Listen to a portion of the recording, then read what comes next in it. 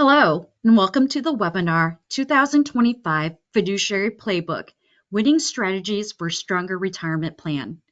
Before we jump in to today's conversation, let's review a few introductory details. We are recording this webinar, and the link to the recording will be sent to all registrants. You may submit questions or comments during the presentation in the questions section in the upper left-hand corner of your screen. If your question is not addressed in the content of the presentation, a retirement plan specialist will follow up with you to address your question. And at the end of the webinar, you'll see a survey pop up before exiting. Please complete it as we greatly appreciate your feedback. Now I have the pleasure of introducing you to our speaker today, Fred Reich. Fred is a partner in the international law firm of Fager, Drinker, Biddle, and Reith. His practice focuses on fiduciary responsibility, prohibited transaction, and plan qualification issues. He has been recognized as one of the legends of the retirement industry by both Plan Sponsor and Plan Advisor magazines. He has also been given Lifetime Achievement Awards by Institutional Investor and Plan Sponsor publications and received recognition by the Internal Revenue Service for his contributions to the retirement community. As a noted authority on retirement plans and plan management, Fred counsels plan sponsors, service providers, and registered investment advisors on fiduciary responsibility, prohibited transactions under federal law, federal audits, and pension plan disputes. We want to thank you, Fred, today for joining us. Well, thank you. Thank you, May. Well, folks, let's just jump into this. And I think we've got a lot of really good material today that will help you better understand some of your responsibilities and how to fulfill them. There's really three parts to what I'm going to talk about today: best practices, risk management, and Secure Act 2.0. Some of the changes in the most recent retirement plan law. Okay, well, let's start with best practices for governance. First, though, let me define to y'all what a best practice is. It's more than a legal requirement. That's what I mean by using that term. A best practice is saying, okay, we'll comply with the law, but we want to have a successful plan. We don't want to just have a legal plan. Sometimes I'll tease people that who wants to go home at night, knock on the door, your spouse greets you, and your spouse says to you, how was your day today? And you said, it was a great day. I barely satisfied all of the legal requirements. Nobody wants that. You want to have a really successful plan. If you're going to be involved with it, you want success. Also, you'll hear me refer to committees. That's because my experience is that generally 401k and 403b plans are managed by committees of people at the plan sponsor. They're the fiduciaries. They make the plan decisions. And I like to say that committees need a microscope and a periscope. A microscope is to look at in detail at the decisions they have to make, the facts they have to understand to make prudent decisions about the plan. A periscope is to scan the horizon and see what's coming. What are new products and services? What are new lawsuits? What's coming, good and bad? One way to have that periscope and to help with the microscope is through fiduciary education. And an experienced advisor, an advisor who does a lot of retirement plan work, can help you by putting on fiduciary education meetings for the plan committee. I would say most of the plan sponsors I work with have one meeting a year where they devote half an hour to an hour on fiduciary education, catching up with what's going on so they're in a good position to make good decisions about the future. The chart here, the slide, talks to you about some of those things that can be discussed at a committee meeting where you're doing fiduciary education. And part of the reason you need that is the retirement world is constantly changing. We are not in a static environment at all. Every year, there are at least a few major developments that plan sponsors and plan committee members need to know about. For example, starting with lawsuits. Every year, it seems like there are new types of claims that are being made against plan committee members as the plan fiduciaries. For example, in recent years, last couple of years, There are more lawsuits about the target date funds that are being selected by plan committees for their participants. Why? Well, more and more money is going to target date funds. In many plans, target date funds have the most assets of any investment in the plan. So naturally, they're coming under more scrutiny. We'll talk about that a little more later. Managed accounts, another service that is gaining popularity, is having investment advisors manage the accounts of those participants who want them managed. They're going to get more scrutiny. Scrutiny doesn't mean they're bad. They can be very good, but they're going to get looked at more. And then something we'll also talk about later is a new cases on forfeitures, where your plan has a vesting schedule and participants leave before they're fully vested. The unvested balance is forfeited, and that sits in the plan. It can be used for certain things and not for others. So there are more lawsuits about that. And we'll talk about that later as well. But how would you know what I just told you if you hadn't had fiduciary education at your plan committee meetings? That's my whole point. You need to know that, and then you can respond if you need to respond. Uh, Moving over to new laws and regulations, going to the left on the slide. Uh, Secure Act 2.0 has provisions that come into effect every year up until 2026 or later. What are the new provisions, mandatory and optional, that will come into effect on January 1, 2025, just weeks from now? How do you know about that? Fiduciary education. For example, there's long-term part-time employees now have to be allowed to defer in 401k plans. We'll talk about it later, but that's a requirement, a legal requirement, a qualification rule. Also, for newer plans, they have to automatically enroll. A new plan is any 401k or private sector 403b formed on or after December 29, 2022. So if that's your plan, it has to start automatically enrolling January 1. Optional provisions, like let's say you have a lot of college graduates in your workforce. Do you want to be able to say to them, we know you have a lot of student debt. We will match your student debt payments as if they were deferrals into the plan. If you want to do that, that is now permissible. If you don't want to do it, you don't have to do it. That's an optional provision. And then moving on around the circle, new products and services. I've already mentioned managed accounts are a relatively new service. Sort of the big thing now is what's called financial wellness. Anything to do to help your employees and participants with their overall financial well-being.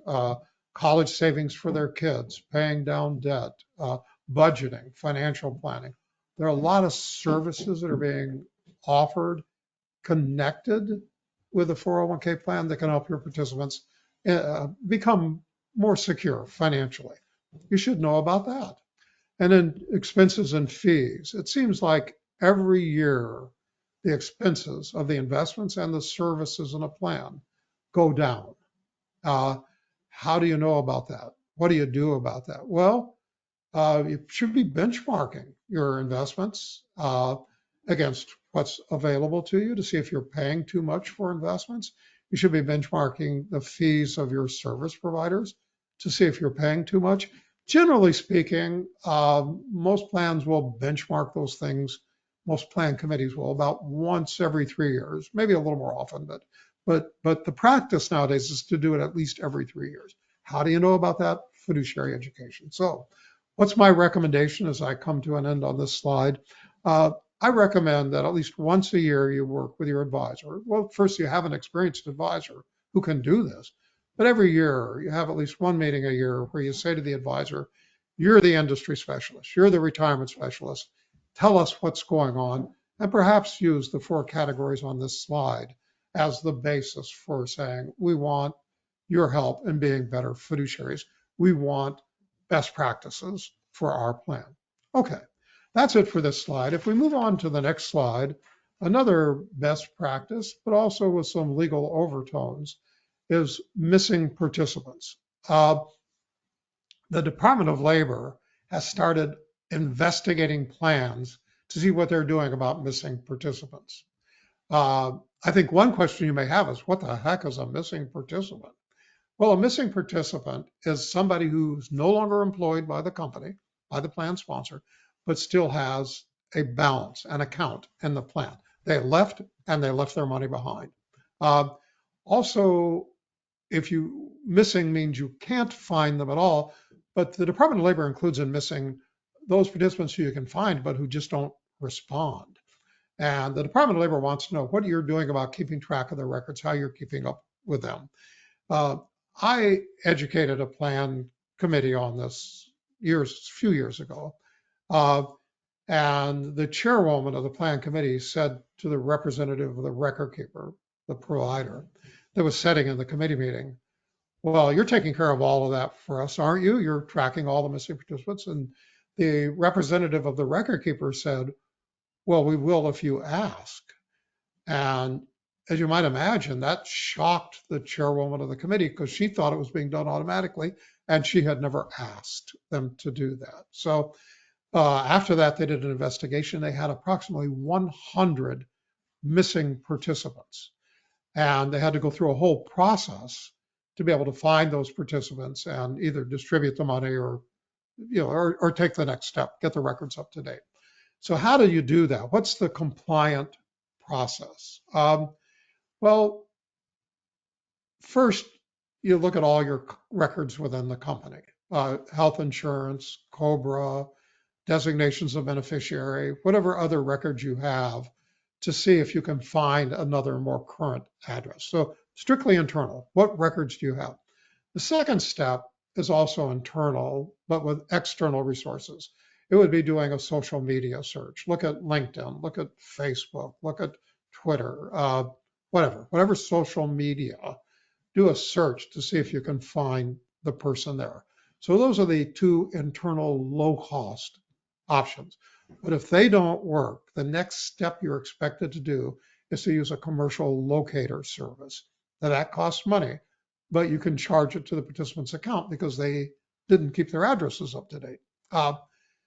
But how do you find a commercial locator service? Well, you're a record keeper. Virtually every record keeper out there has a contract, an agreement with a commercial locator service. And they can help you. They can provide access to that service or actually oversee the search on your behalf.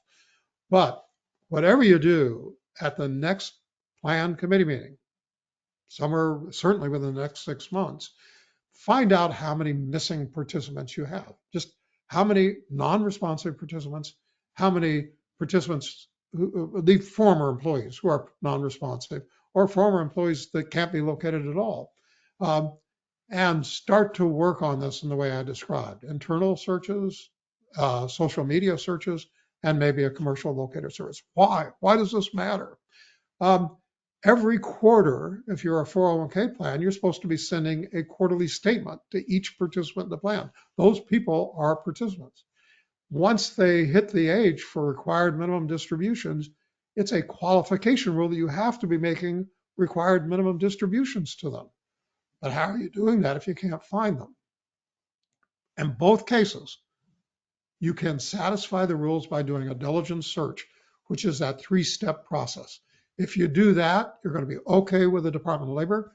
You're going to be okay with the IRS. Doesn't mean you have to make the minimum required distributions. It just means you have to make a diligent effort to find them. So work with your advisor, work with your providers at the next committee meeting, try to find out how many missing participants you have, and then lay out a strategy for solving that problem. Okay, let's go on to the next slide. Another thing that's not required, but that you may think is required, is a committee agenda for the meetings and committee minutes. How often should the committee meet? And therefore, how often should they have an agenda and minutes? Probably, it depends a little bit on the plan size. I would say for plans over roughly 50 employees, 50 participants, they probably meet quarterly. Under that, maybe twice a year, very small, maybe once a year. There's no rule. It just says you have to meet at as appropriate. And it depends a little bit on the issues and the size. But the easiest way to do it is to schedule it. So you meet regularly on a scheduled basis. And when you meet, it's good to have an agenda. I think an experienced 401k advisor, 403b advisor can help you with that because they know the issues that need to be covered. They can help you lay out the agenda for the meeting. And then afterwards, they can help you with the minutes for the meeting. The In terms of what should be on the agenda, I would say two things. The two most common topics for litigation against planned fiduciaries are one, um, have you selected investments that are the right expenses, then not too expensive? Sometimes that's called the right share class of investments. So make sure you're talking about what share class you have, why you have it with your advisor in your committee meeting, and it's on your agenda. The second most common area for fiduciary litigation is expenses or fees of your service providers, your record keeper, any other service providers to the plan.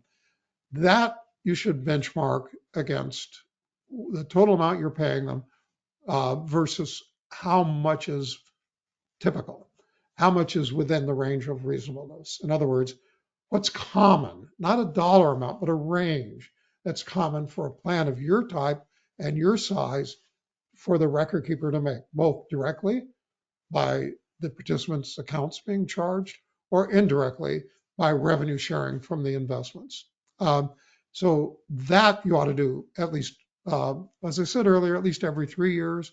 You ought to at least take a look at it once a year. Certainly somewhere in the next 6 months, if you haven't been doing that, do it. Have it on your agenda, do it, record it in your minutes. If you need to make changes, change them. So those like the two most important things. By the way, that leads to yet another thing, particularly about share classes and investment expenses. What about an investment policy statement?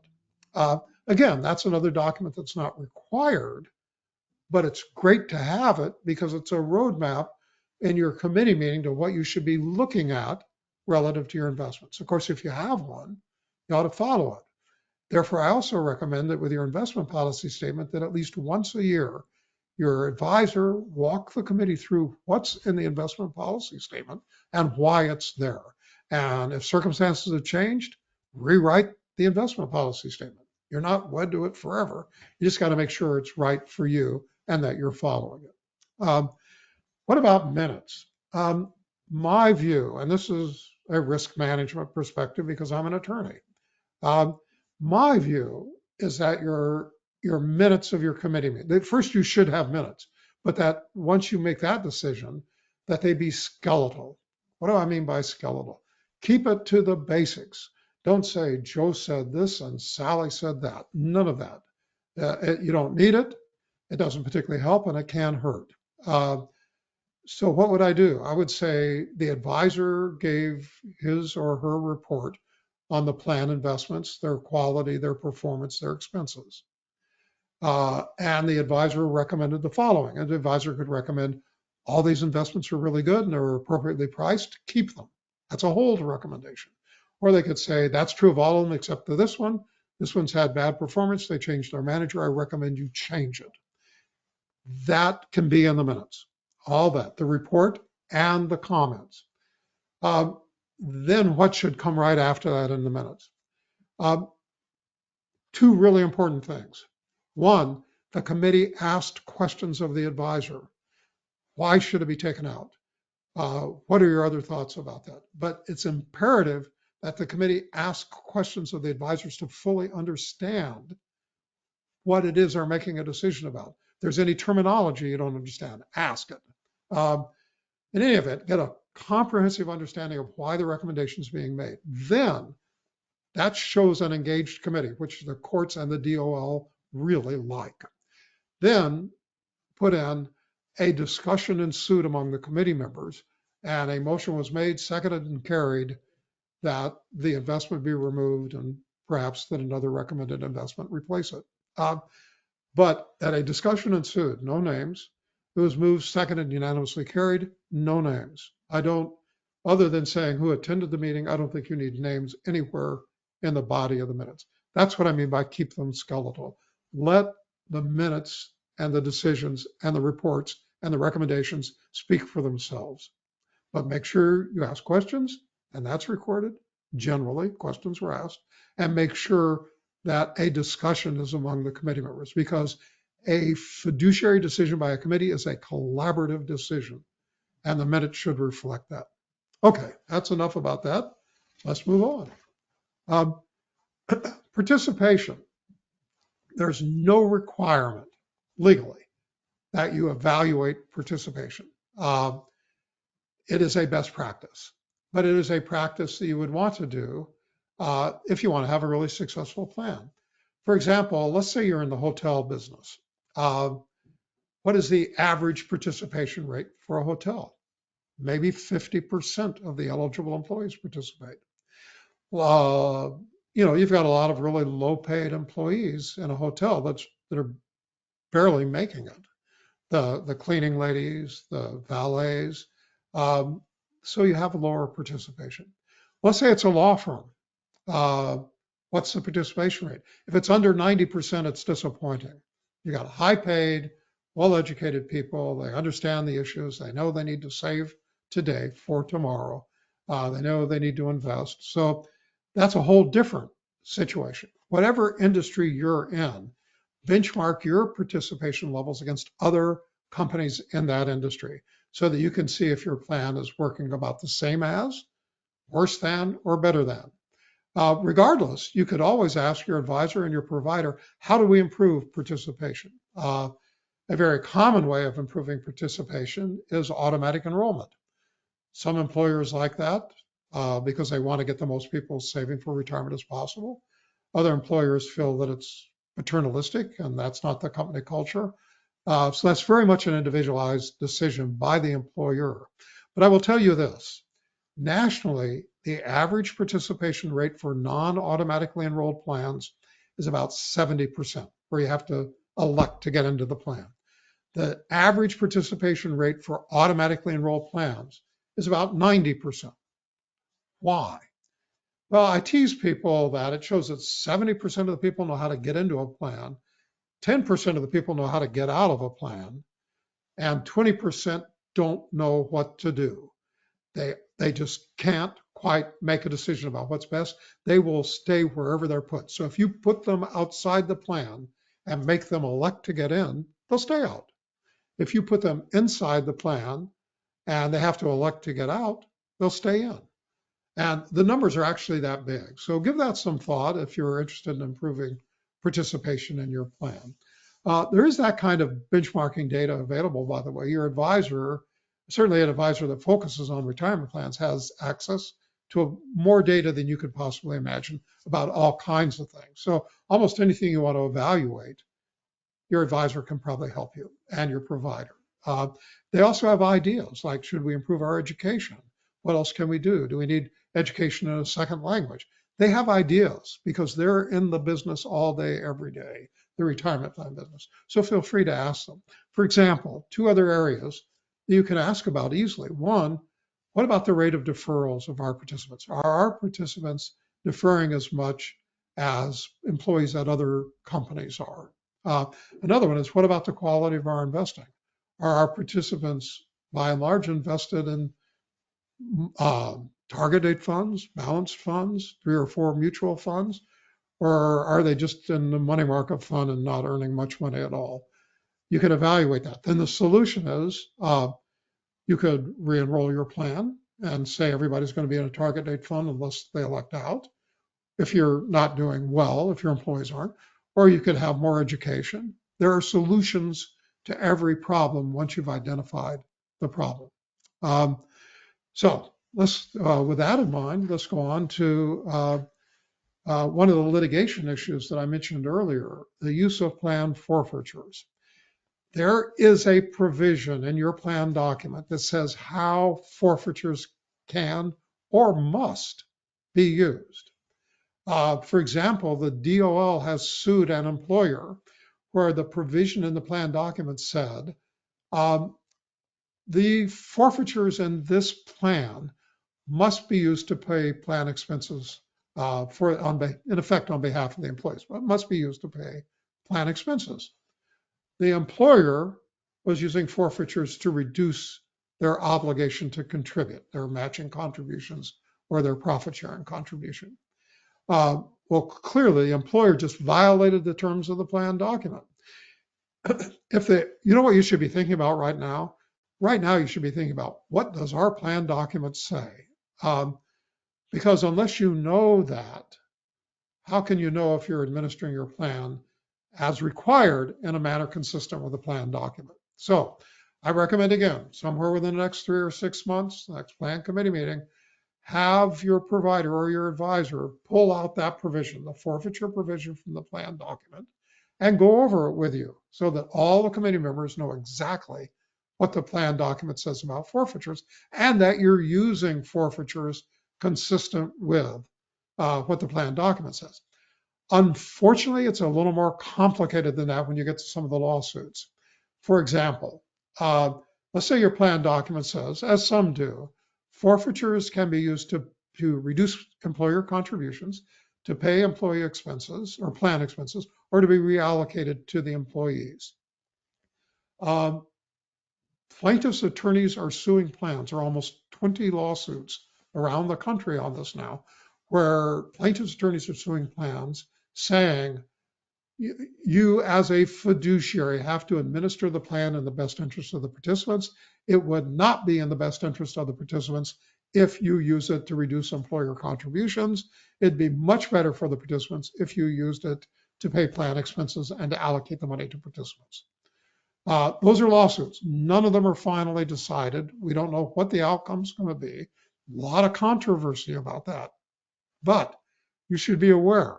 And if your plan document does say something like that, then talk to your advisor, one way or another, get some expert legal advice on what to do. For example, if you're using your forfeitures in your plan to offset employer contributions, you could amend the plan to say forfeitures will be used to offset employer contributions, period.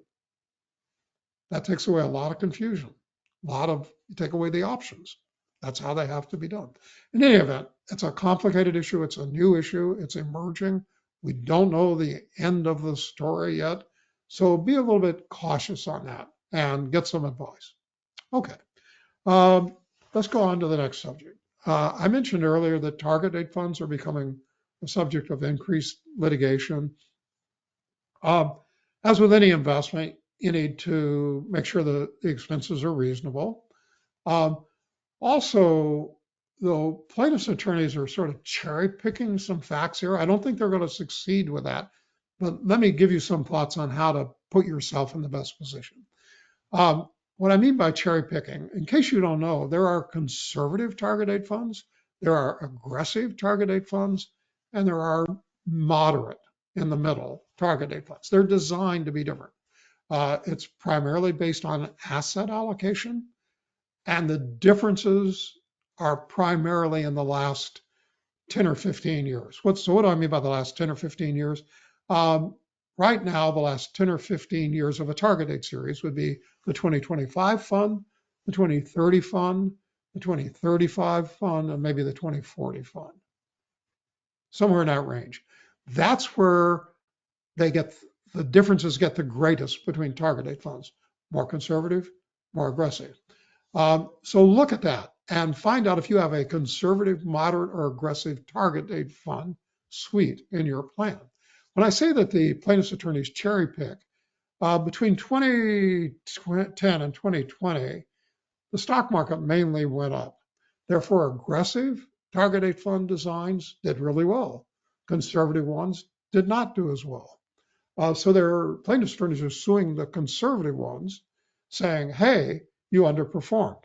I don't think those cases are going anywhere, but it is a painful process to get rid of a lawsuit.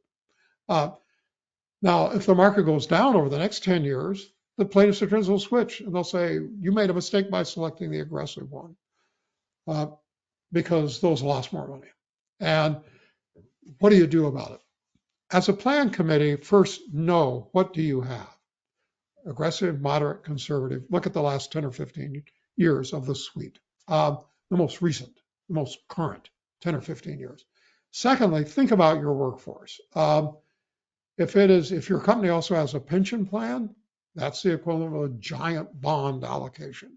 Therefore, you could be more aggressive in your target date design. And you could make that decision that looking at all of our benefits together, we think it's appropriate for our workforce to have a more aggressive. Make it, get it in the minutes. I have a hard time imagining any judge ever saying that the judge knows the circumstances of your company and your employees better than you do. But if there's no decision made, then you look like you never paid attention. Um, and that's not good, obviously. What if it's a tax exempt charitable organization, long term, low paid employees who maybe aren't very sophisticated about investing? Well, I think you could make the decision that examining your employees, their personalities, the culture of the company, you believe that a conservative suite of target date funds would be the best because they can't really afford losses in the last 10 years before they retire or right after they retire. If there's a bear market, then it would hurt them. Uh, on the other hand, if it's a law firm, people make good money, or any organization where people make good money, where they could probably extend their career a little bit longer if the market goes down. In other words, flexibility plus good finances. You might make the decision that an aggressive suite was better because, for them, they're going to have enough money. We're not talking about whether or not you're going to put meat on the table. We're talking about whether or not you're going to put dessert on the table.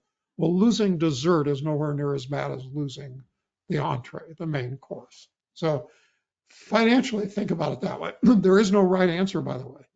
If you think about your people, what's right for them, and you've consciously compared the target date glide path to the demographics of your employees and made a decision, I think you're pretty safe. It's no decision at all that is probably your enemy in that case. Okay. Um, Moving along, I mentioned automatic enrollment earlier. There's a new rule, a new law. It's called Secure 2.0 that was signed by the president on December 29, 2022. And it said any new 401k or private sector 403b formed on or after December 29, 2022 must automatically enroll. Must. Mandated. But not until their first year beginning after December 31, 2024, just a few weeks from now. Since almost all of these plans are on a calendar year, I'm just going to say starting January 1, 2025, those plans have to automatically enroll. Now, if you have a 401k plan from before that, set up before December 29, 2022, this doesn't affect you. Or private sector 403b before then, doesn't affect you. It's only for those new plans. They have to automatically enroll at least 3% of pay of the employees. And every year it has to increase by at least 1% until it gets up to 10%. And the employee can opt out at any time. They could say, I'm in for the 3%, but don't increase me. They could say, I'm out entirely. They could take a few increases and then say, freeze me there. So it's not mandated for the employee, it's mandated for the employer. If we go on to the next page, there's a little bit more I want to tell you about automatic enrollment. There are exceptions. Employers with 10 or fewer employees don't have to automatically enroll, even if they have a new plan. Employers in existence for less than 3 years don't have to automatically enroll, even if they have a new plan. However, once they go beyond those thresholds, then they do have to start. So if someone stays under 11 employees forever, it never affects them. But if they go above 10 employees, if they have 11, 12, 13, 14 employees, then a year after that, they have to start automatically enrolling. Similarly, once the new business goes beyond 3 years and it has a new plan, then it's going to have to automatically enroll. Let's talk about another new requirement on the next slide that's about long-term part-time employees.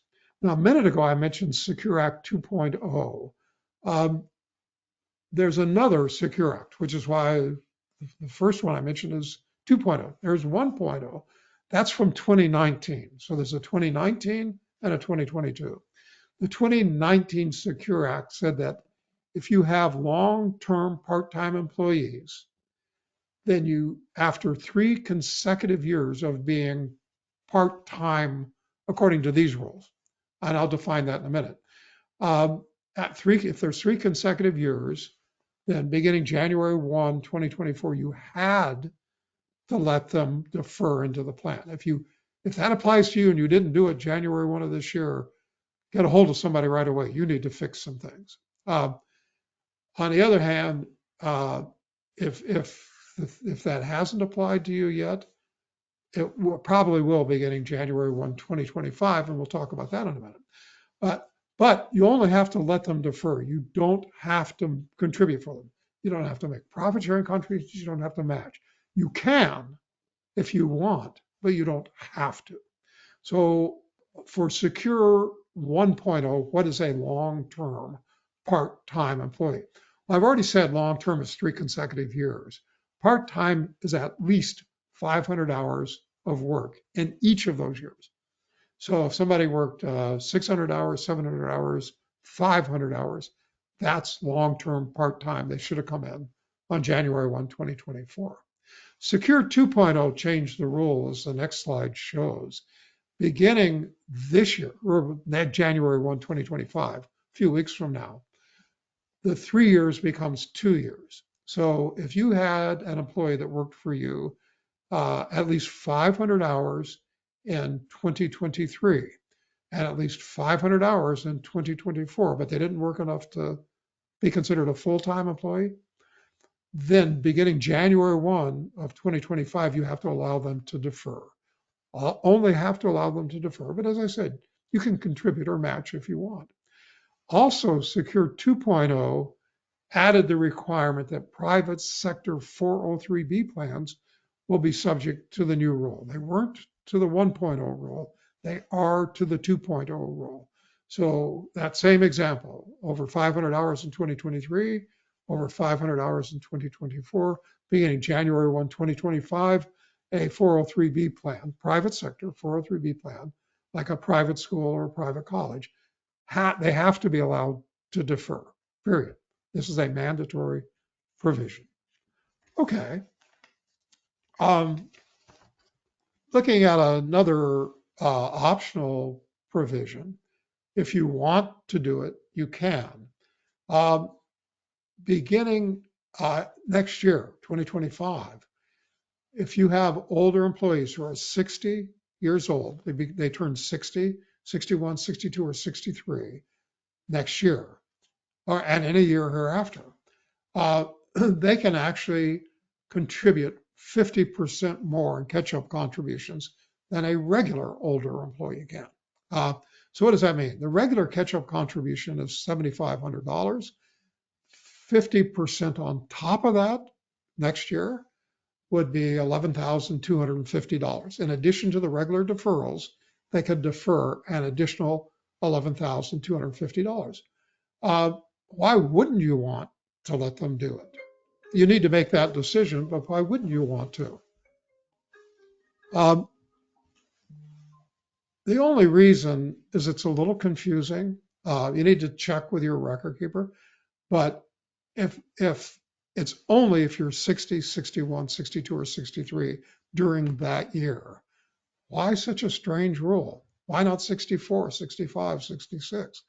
Well, the way Congress budgets, if they're going to allow more deductions, they have to generate more tax income. And they had enough money to justify increasing deferrals for older employees for those 4 years, but not enough additional revenue to go beyond that. At some point in the future, this may be increased, but they just have the craziest way of doing budgeting and offsetting additional tax deductions that they did it this way. By the way, all these provisions we're talking about for Secure 1.0 and 2.0, you don't have to amend your plan, and you probably won't be able to until 2026. So if you add some of these optional provisions, you can do it now, but you don't have to amend your plan, but you better be talking to your record keeper so that they can record keep it properly. And so that they remember when they amend your plan in 2026 that they need to amend it back to 2025 in order to add properly add the optional provision to the plan. Okay, let's go to another one and the last one for today. Um, a new optional provision. Let's say that you're an employer that hires a lot of rank and file employees uh, and um, a lot of employees that are college educated uh, and they have a lot of student loans, and you want to signal to them that you're sympathetic to the financial pressures created by their student loans. Um, the way you do that is that you can add a provision to your plan operationally beginning January 1, 2025, and then amend it in 2026 retroactive. It says we will match student loan payments as if they were deferrals. You don't have to match them any higher or any lower, just exactly as if they were deferrals. So if you say 50 cents on a dollar up to $3,000 of deferrals, if that's your matching formula, uh, then you would match student loan payments the same way. There are processes in the law and in guidance that the IRS has issued since then that tell you exactly how to do that. Uh, for example, if you match deferrals on a payroll by payroll basis, you don't have to match student loan contributions the same way. You can match the student loans after the end of the year so that you can just do it all at once. So you have all the information in front of you. How do you know this about the student loans? The participants can self-certify if you want. Yes, we paid this amount on qualifying student loans. Um, or you can require additional information. There are fairly detailed rules about that that your providers can help you with. My point is that you can do it. And you need to assess, what's the culture of the company? Are we going to reach out to our employees and try to help them out? Uh, do we have a lot of employees with student debt? And are they under pressure because of the amount of the student debt? Those are the discussions that the plan committee should have in deciding whether or not to include this as a feature for the plan. Um, Also, you need to engage with your provider to make sure that they're set up to do this and that the systems, the software is in place to be able to do it. But it can be a valuable benefit for the right company. For example, think engineering firms, architectural firms, law firms, healthcare, pharmaceuticals, accounting firms, anybody that has either, particularly if they have a lot of graduate students like chemists, lawyers, PhDs, colleges, and so on. So this is really good for a particular subset of employers and not particularly good for others. One unique feature of Secure 2.0 is it has, for the first time in my knowledge, a lot of optional provisions that employers can elect to use or not. That allows you to customize or individualize your plan to your employees, to the demographics of your workforce. So uh, the last recommendation I'm going to make to you is have a meeting with your provider and your advisor. Go over these new optional provisions that are available for your plan now and decide based on your employees and your company culture, what's the best way to use those optional provisions, if at all, and then use the ones that help you accomplish your objectives. Well, folks, it's been great talking to you today. I hope you found this helpful. And May, back to you to wrap up the program. On behalf of Hub International, thank you for attending today's webinar. As a reminder, we ask that you please fill out the exit survey before you close your browser. Your feedback helps us as we develop future webinars. This now concludes our broadcast. Thank you and have a great rest of your day.